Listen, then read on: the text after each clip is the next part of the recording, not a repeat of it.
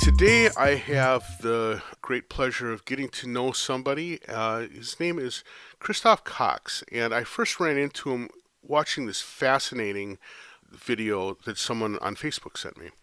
It's called The History of Sound Art, and it was done, I believe, for the Barnes Foundation. Is that correct? Yeah, that's right. Yeah, okay. And it was an awesome overview of sort of the history, the top-level view of the history of sound art. And it was done in a way that I found really intriguing. It had a neat organization to it, and I was like, I got to talk to this guy. So hence we have him on the line. So with that, I'm going to welcome Christoph Cox. Hey, how's it going? Really good. Thanks for talking. Yeah, thank you so much for taking the time to have the chat. I really appreciate it. Why don't we start off by having you talk a little bit about what you do? So I'm a philosopher, both in my teaching and my writing. I write as a philosopher, but for a long time I've also had an interest in experimental music and sound art. Initially, those two things were separate. I worked as a critic and sometime curator in working on art projects involving sound. But those things in the past decade or so have come together so that I'm now writing philosophically a lot about sound and particularly sound art and also experimental music as well. Very cool. What is it? I mean, how much do you find interacts between philosophy and sound work? Do you find there being much crossover, at least in your sort of like in your head experience? There's a long history of philosophers thinking particularly about music, but also more broadly about sound. You know, this goes back to the Pythagoreans, who were philosophers for whom sound was paramount.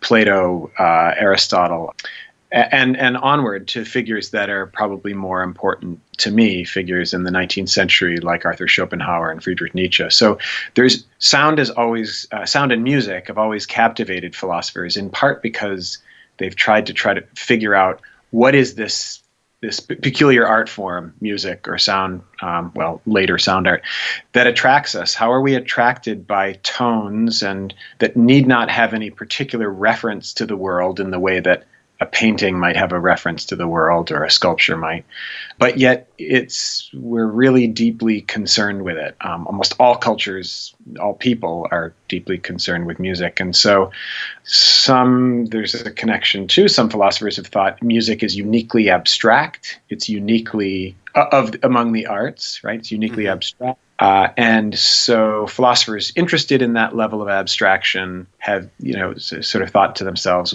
that maybe philosophy has a kind of unique relationship to music and to sound. Well, one of the things I was going to say is that something that really caught me in that video that you did was your discussion of this idea that music and sound has kind of a unique place in that we can carry it around like a thought inside of our head, but it's obviously much more complex than a textual thing, right? And so the idea of carrying around this abstraction that's sort of like some representation of a concrete sound, it was really captured my attention. It really got me thinking a lot, right? In a way, we do that with all art forms, right? I can say to you, remember Picasso's Demoiselle d'Avignon or whatever, and you can say, yeah, and you can conjure a picture in your head, or, remember that Wallace Stevens poem, and, you can kind of remember it. But sound is, we carry, I think in a way, our memory of a song or something like that seems kind of richer and fuller and to unload and to sort of unfold over time in a way that I'm not sure is true with other art forms. Or in any case, we certainly do carry these things around with us as a sort of idea. For my listeners that might not be as clued into the concept of sound art versus music, could you kind of explain how you think of the difference between the two? What makes something sound art versus an attempt at music? Yeah, that's good. So I'll give a couple short stabs at an answer because it's slightly different depending on who you talk to. So, I mean, the sort of official story or the kind of more art historical story is that sound art emerged in the late 1960s, and it emerged with figures like Max Neuhaus, who was a an avant-garde percussionist. He was kind of a figure who was, kind of a go-to guy for a lot of avant-garde composers in the 60s, people like Karl-Heinz Stockhausen, Pierre Boulez, John Cage, as someone who could just kind of perform anything. And at some point in the late 60s, Neuhaus said that he was no longer interested in presenting work on stage at a specified time and place, right? Place that you'd go for a particular concert. That he was more interested in presenting sound almost like a sculpture. And just as with a sculpture, you could go in at 3 o'clock in the afternoon or at 11 in the morning, and the sculpture would be there, and you would deal with it in your own time. It wouldn't be the prescribed time of a performance that happens from 7 to 7:30 or something. Neuhaus wasn't the only one by any means. So one definition of sound art is sound that appears predominantly in visual arts contexts and has as much in common with, say, sculpture or with installation practices in the visual arts as it has to do with music. So I don't think there's a clean divide between them, and I certainly wouldn't want to make that. A great number of sound artists come out of music, come from a musical tradition. I'm thinking of people like Alvin Lucier or Marianne Amaché or Lamont Young. But sometimes also sound artists come from a visual arts background. So two other variants I would say of that is, I think over the course of the 20th century, there came to be an interest in something in sound that was not simply musical, right? We can think back to Thomas Edison. Edison invents this machine intended to record speech primarily and perhaps music, but what it really does is it just records all sound indiscriminately. It just records anything that happens to fall on its surface. And so composers and people interested in technology started to think, well, maybe there's an art of sound that goes beyond music. Maybe we can think of anything that can be recorded, musical or not, as having a kind of aesthetic interest. So you get people like in the early 20th century, Luigi Russolo, thinking about noise. Now, Russolo was initially a painter, thinking about maybe there'd be an aesthetic interest in listening to all the sounds of the city, the noises of trams, the flapping of awnings. We don't need to call it music. Maybe we'll call it something else. Maybe we'll call it, as he put it, an art of noises. Or figures like Edgar Varese, who said, maybe music is a term that people are wedded to. Let's call what we do the organization of sounds. Right. So a number of artists are thinking across the 20th century in terms of how might we devise, or how might does recording technology enable us to articulate an art of sounds that's maybe not musical. And so that's another variant of what sound art might mean. And the third thing I'll give is that I use the term quite broadly to describe any art form in which sound plays a very sort of central role. So for me, I include figures like the filmmaker Luc Fowler or the filmmaker Manon de Boer as sound artists, because I think their work is very focused on sound. I'm not sure they would describe themselves that way, but I think for me it has that sense. Right. Well, and it's interesting you say that, because first of all, I tend to embrace that kind of view of it as well. But secondly, maybe that's another thing that really drew me to your presentation, to that video that I saw, was that oftentimes you did things, especially as you got to more contemporary works, you were really drawn to these things that were very much an intersection between sound and cinema. And it seems like adventurous cinema kind of brought adventurous sound development along with it. And so who are some of the pieces you just mentioned? Fowler, I didn't catch who the second one was. I'm sorry. Yeah, Luc Fowler, an artist, a Belgian artist named Manon de Boer, Deboer. I think of figures like the Austrian artist Matthias Poledna, is another artist I can think of who I think of as a kind of sound artist, or at least a lot of his work is. Mm-hmm. A group that I focused on in that talk and who is really important to me, a group called the Sensory Ethnography Lab at Harvard University. They are, I wouldn't say they are exclusively sound artists, but they work very carefully with sound. And the sound designer for the Sensory Ethnography Lab, Ernst Carroll, is someone who's a great sound artist in his own right, and the sound designs he produces for those films really put sound on equal par with image, which is rare, I think, in cinema. Generally, sound tends to play the supporting role and tends not to be the focus. It tends to be something that glues and stitches things together, but that doesn't sort of drive the cinematic spectacle. Sure, that seems a fair assessment. Wow. I'm sorry, I just kind of like went skating along there. That's fascinating stuff. Now, one of the things I like to do in my podcast is I like to talk to people about how they got to be the artists or thinkers or designers or whatever that they are. And I'm especially curious for someone to hear about how you grow up to become a philosopher / sound art and experimental music person. Yeah, right. I'm curious to know what your trek was, what your journey was to get there. So for me, probably like most of the people you interview, music has always been a really important aspect of my life, and something that I just always felt compelled to explore, in the sense that I was always happy listening to the radio and whatever, but I was always curious about artists who make sounds that puzzle me, or make music that puzzle me.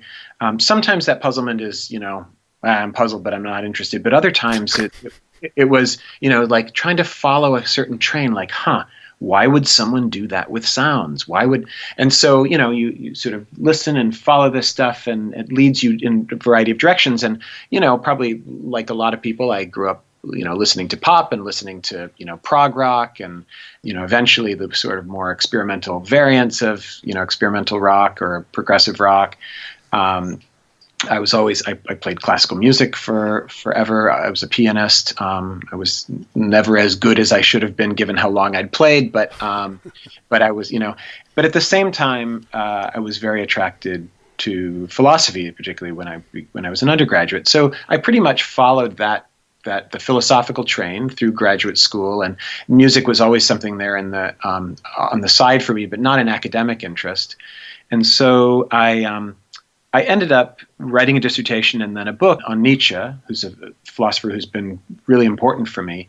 As I mentioned earlier, Nietzsche is unique, well, not unique, but he's among a small group of philosophers who were really, really driven by music. I mean, Nietzsche remarks at some point, without music, life would be a mistake. I think and his first book, The Birth of Tragedy, really tries to give a metaphysical account of music, right? To think of music metaphysically. He's preceded by an earlier philosopher whom I also mentioned, Arthur Schopenhauer, for whom music is really important. So anyway, these things, so they came together sort of, and I was working, as I said, as a critic and then later as a curator, but the tracks were sort of parallel until I came to Hampshire College, and there are no departments at the college in which I teach. I have an appointment in philosophy, but there's no philosophy department. So professors are very encouraged to kind of co-teach with one another, to collaborate with one another. And a composer said to me, we should co-teach a course together. I mean, I know you're interested in this stuff. I'm interested in it. Let's do a course. And so we started to teach a course that came to be called Audio Culture, out of which, and we edited a book out of that course. And so anyway, the interest that started out being parallel kind of converged. And I guess I think of music in a way, the way I think of philosophy. I'm always interested in, some philosophers are interested in kind of justifying what already exists, right? In other words, here's what I think is true, here's what I think is right, and now I'm going to come up with a set of arguments to justify them. Other philosophers, I think of philosophy as a more kind of experimental enterprise, like what could the world be? What could How could the world be other than it is? Or how could I think it other than it is? And I'm always attracted to those philosophers, and I see them as akin to the musicians that I'm attracted to. How could I do something differently with sound? How could I do something other with sound? And so in that way, I think both philosophy and sound have a similar impulse. And I tend to be attracted to philosophers who say things that strike me as that I wouldn't have otherwise thought. And I'm attracted to musicians that way too. And so it's nice to sort of bring those two things together into philosophical writing about sound and music. So now, how did you end up finding yourself being a critic of experimental music? And, how did that part of your parallel tracks, how did that develop? Well, it's a little bit older than this. I was doing it in college. I was probably like a lot of people. I not only listened to a lot of music, but I read a lot of music journalism and read a lot of writing about music. Some people are not interested in that. They'd prefer just to listen to things and not read about it. But I've always been someone who's been really interested in reading kind of about music and thinking about music critically. I sort of tried my hand at that in college, but really it wasn't until the mid 1990s when two compilations of music that I quite loved came out dedicated to one of my favorite philosophers. There were two CDs dedicated to the French philosopher Gilles Deleuze, who had died the previous year. Right. One was a compilation called In Memoriam Gilles Deleuze that came out with the German electronic music label Mille Plateau, also named after one of Deleuze's books. Right. And the other one was a compilation called Folds and Rhizomes for Gilles Deleuze that came out of the Belgian experimental music label Sub Rosa. And so it struck me that, here's music I love, dedicated to a philosopher I love, and yet this music doesn't seem to have any direct relationship to Deleuze. So it proposed for me a kind of puzzle, a kind of problem. How can this music, which doesn't seem to relate directly to this philosopher, how can it connect? So I took that as the project for a piece that I wrote for Art Forum. It wasn't a particularly a philosophical piece. It was really just a kind of kind of critical exploration. And then from then I thought, wow, that was a lot of fun. So then I started writing. I was living in Chicago at the time, and there was a great music scene, as there always is in Chicago, a great experimental music scene. And so that English music magazine, The Wire, said, hey, you've been writing about this interesting musical stuff. There's all sorts of stuff going on in Chicago. Why don't you do that writing? And so then I ended up writing that stuff, not so much as a philosopher, but just as a critic and someone who was out there in the world, interested in this stuff. Well, it's interesting that was your approach. I'm curious about why it is that there are certain philosophers that artists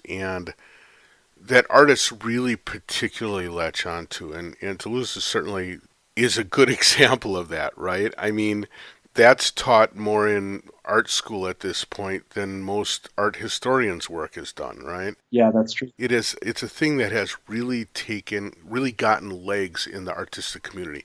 Why do you think that is? Why is it that these few people become sort of like almost the philosophical center for artists and musicians? What in particular do you think it is about them that draw in people also interested in the arts? Yeah, it's hard for me to say, and I'm always really interested in which artists, which philosophers artists are particularly drawn to. I mean, Deleuze is definitely really foremost among them. Right. In an earlier generation, Ludwig Wittgenstein was someone whom a lot of artists were drawn to, and composers and musicians as well. And then there's some really important philosophers that aren't, that artists are mysteriously sort of either uninterested in or allergic to. Yeah, I can't say what that is. I mean, with Deleuze writes about art and music a bit, but he writes about everything, and so it's not particularly prominent in his writing. Maybe that's not quite true. Something like cinema is quite prominent in his writing. Mm-hmm. But I think it may just be a kind of that these are philosophers who sort of loosen thought, or they sort of make thought more flexible and supple, and that enables artists to maybe sort of loosens the bounds of their thinking and making in ways they find sympathetic. Yeah. I'm trying to think of other philosophers who have played that role. I mean, I think Nietzsche has for a lot of artists, maybe in a slightly older generation. Well, now you talk about this loosening of the bounds. It sounds to me like for you, if we get a little more personal, that your selection of where you teach has also provided that for you personally. In that this kind of opportunity that comes up at Hampshire College, because they don't have departments, you get to kind of define yourself and define your direction in a pretty flexible or supple way.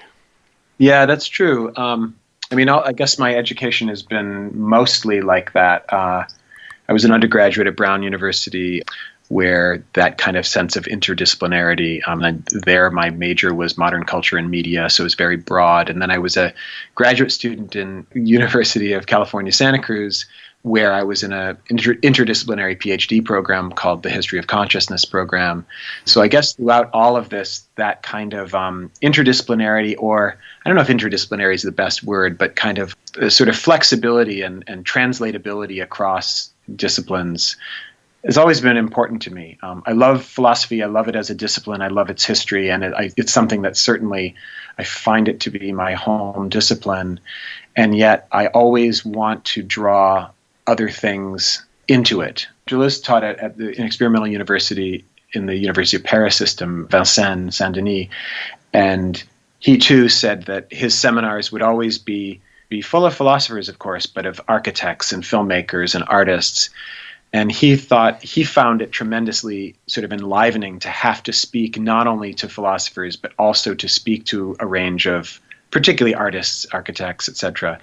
And I find the same thing. I find it engaging for me to have to address myself, or to have to address what I'm talking about philosophically, to an audience that is making things out in the world, not simply philosophical. Well, I think, frankly, I think that interdisciplinary is actually the right word. Unfortunately, it's gotten such a reputation, or it's gotten so overloaded with academic meaning, that it kind of becomes, unfortunately, the tag that nobody wants, right? Right. Which is unfortunate, because conceptually, it seems like education, the best of education could be. I think everybody acknowledges that, the world doesn't come in these packets. The world doesn't come in these packets that is, this is physics, this is philosophy, this is mathematics. It's, the world comes to us as a sort of totality.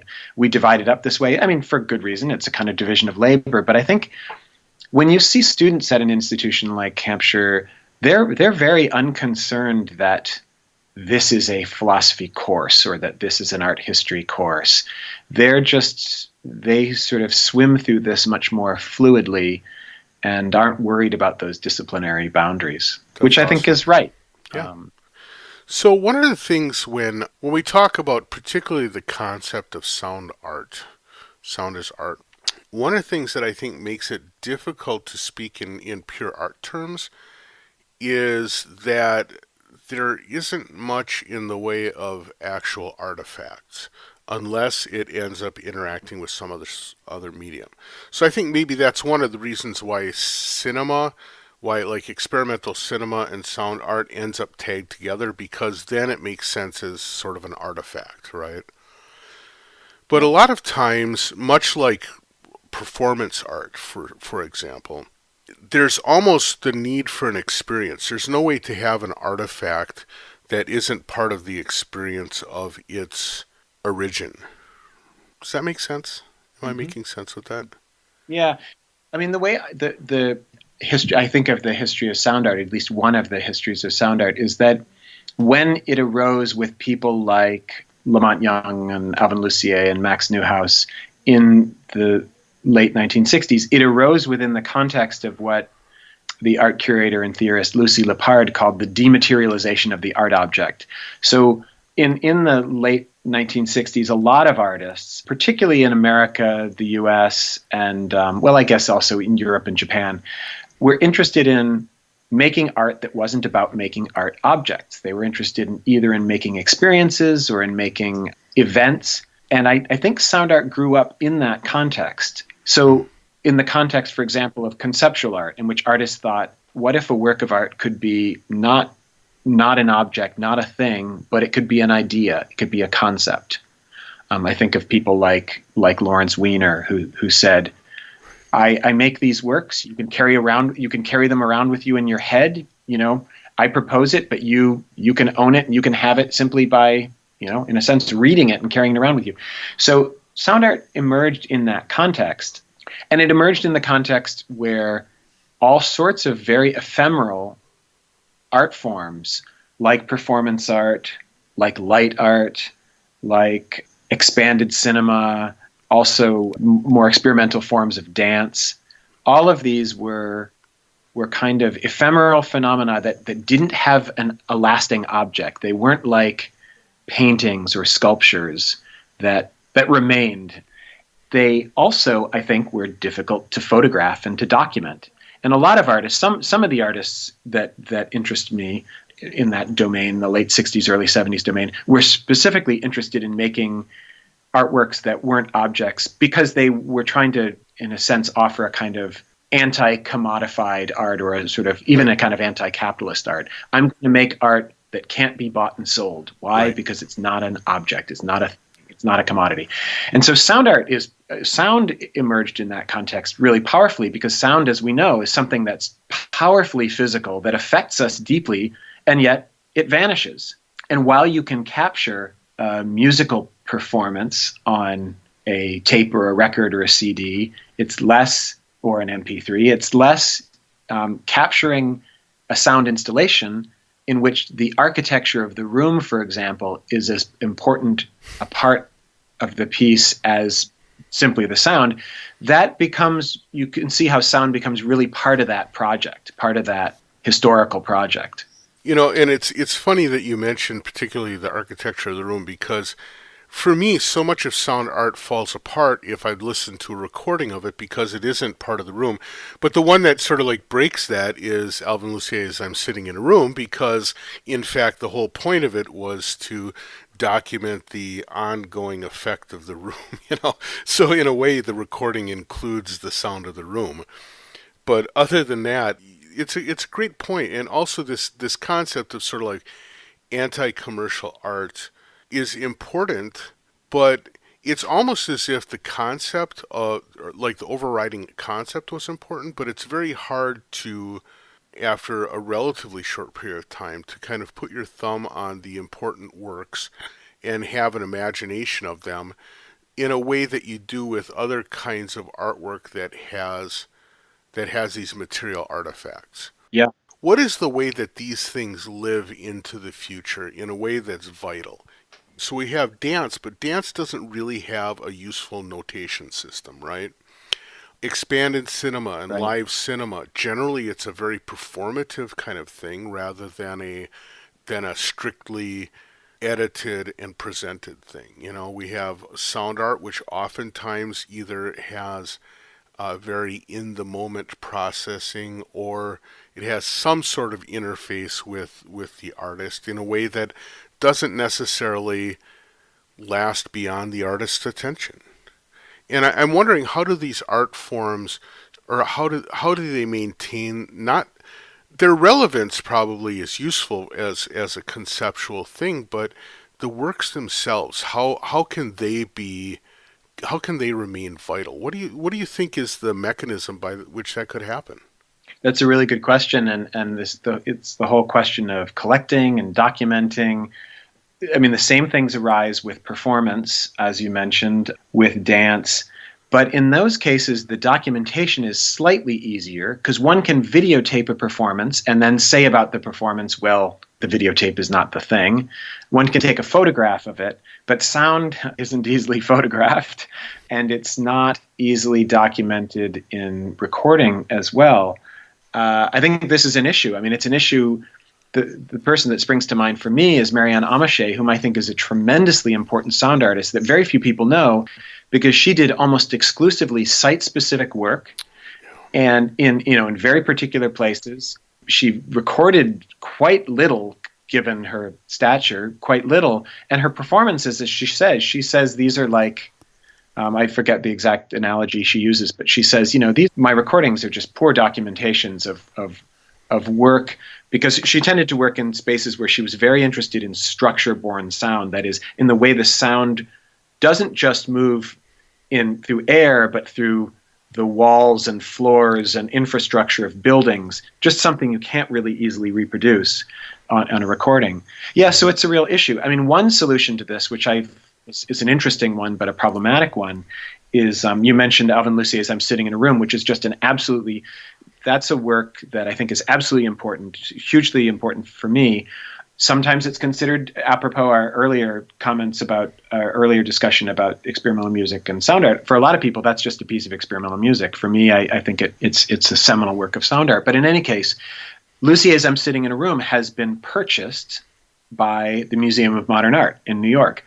And I was having a discussion with a colleague who was actually one of Lucier's students, and he was absolutely puzzled about what that meant, because I'm Sitting in a Room is a very simple project. It's a text that you can read, and you could read it into any space, and anyone could produce that work of art.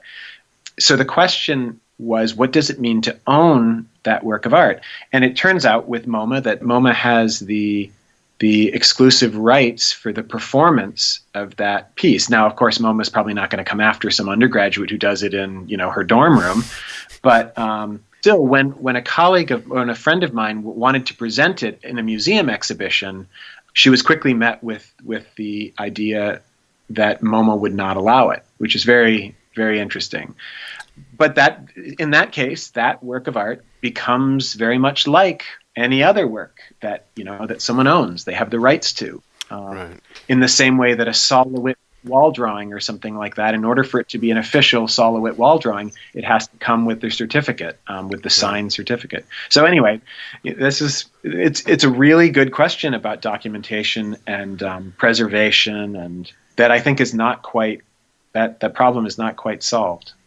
Well, and that seems to be almost the case with so much of new media art in general. I had the good fortune to be in Denver and to be involved with the project the exhibit was called Blink, and it was sort of like a collection of lots of different new media presentations, and they got some really great collections to be presented there. It was phenomenal.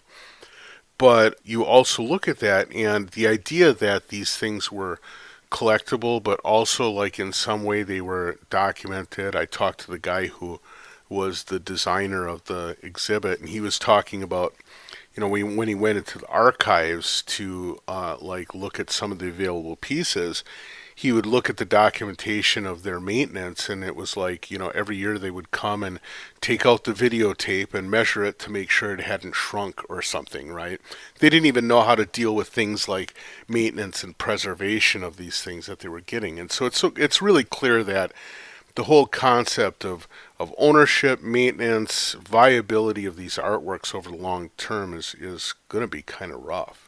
Yeah, I mean, there are some curators who are kind of working on these sorts of things. I think of someone like Lauren Cornell, who's at the New Museum, who's actually, she has commissioned some kind of new media art projects for the New Museum's website. MoMA has a new, all these, so many museums have these kind of curators, but it's tricky. They're very unusual objects. What does it mean to own a new media work, to own even a video game? There's fantastic kind of very artisanal video games.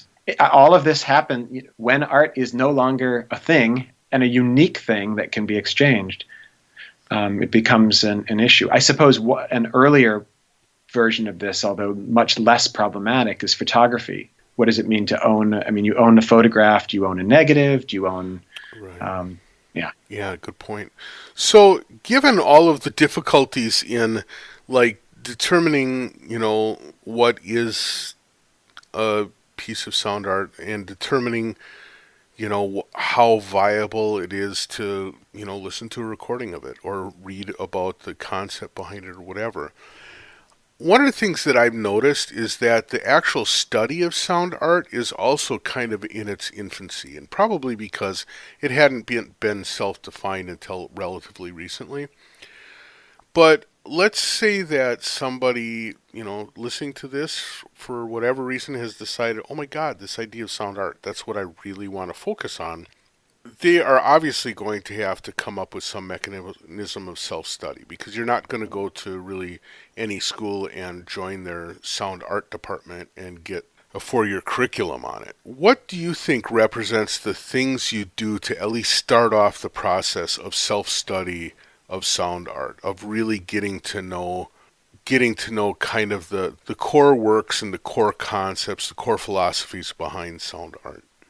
Yeah, good question. I think art historians are increasingly interested in sound, and there's been some good art historical work on sound. People like Liz Coates and Brandon Joseph. There's a young scholar, Charles Epley, who's writing primarily about Max Neuhaus. So there are people out there doing that, but it's true. So I think as when you study art history, to be able to learn about something, maybe even before experiencing it. Just too, like art history, if you're looking the famous paintings or the famous sculptures or drawings or photographs, those are often located somewhere in the world where you maybe will be at some point in your life, but not now. But of course, with those things, you can have decent documentation. I can show you a photograph of a Gerhard Richter painting. But with sound art, I think there are some things that are translatable. So, for example, I think something like Lucier's "I'm Sitting in a Room" is a good example, where that's something that you can listen to on audio. I mean, you can go to UbuWeb, ubu.com, I think, right? And you can find all these recorded sources. You can come across the films of someone like Luke Fowler or Manuel de Boer, these other folks. So these are not installation works, but they are, but they're also sound works. But then there are also people who live anywhere near New York. I always say, well, there's a good introduction to sound art is to go to Times Square and experience Max Neuhaus's piece that's there for free, 24 hours a day, 7 days a week. Or go down to Lamont Young's Dream House on Church Street in Lower Manhattan. Generally Thursday, Friday, Saturday night. There's an installation. It's free, or you have to, they encourage a donation. So there are things that you can do. That is, of course, you have to live near those places. But I think what I've found with my students is that they're so interested in music, and they have such access to music that they're willing to kind of stretch themselves and imagine something beyond the sort of musical stuff that they know. And so they're willing to try to find stuff that could be called sound art. I think it's hard given that it tends to be very site specific, but there are also ways in. Right. You mentioned Dreamhouse. I can't believe for all the times I've been to New York, I still haven't done that. That's the one that I got to do it so that I don't just end up kicking myself for not having had the opportunity. Well, it's another piece actually that was actually recently acquired by DIA. That is, the DIA Foundation, which initially funded the Dream House, has purchased that piece from Lamont Young and Marian Zazila, who are now, fairly old. Mm-hmm. And they occasionally show that piece in a dedicated space in their space in Chelsea and in New York. But yeah, so that's another weird case where, again, a sound artwork is purchased and every once in a while will be shown, like a film is shown or something. Right. Interesting.